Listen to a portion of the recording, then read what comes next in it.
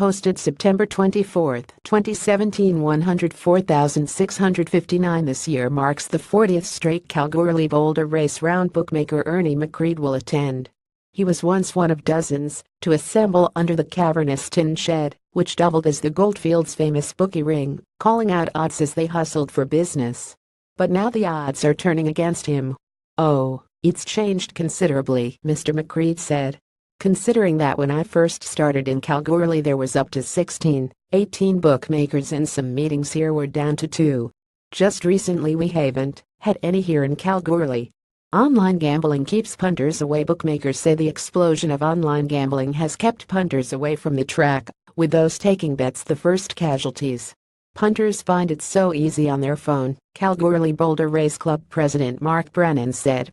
"A lot of people are sitting at home in their lounge rooms on their phones, watching telly instead of coming to the track, and that's affecting race clubs all over the state.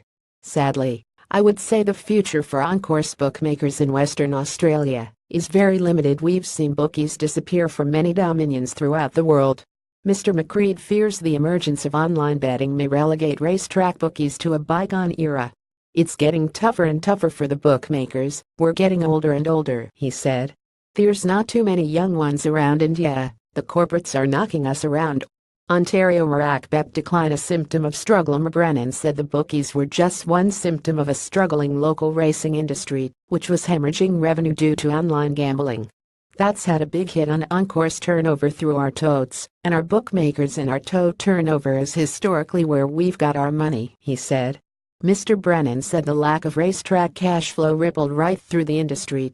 "Full crops are down, there's less horses being bred, and therefore, there's less horses being bought, trained, so it makes it hard," he said.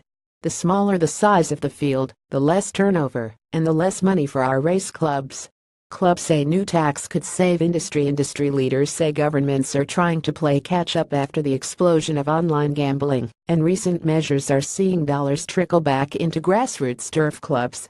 The Western Australian state government recently announced a point of consumption of 15% on all bets placed in the state.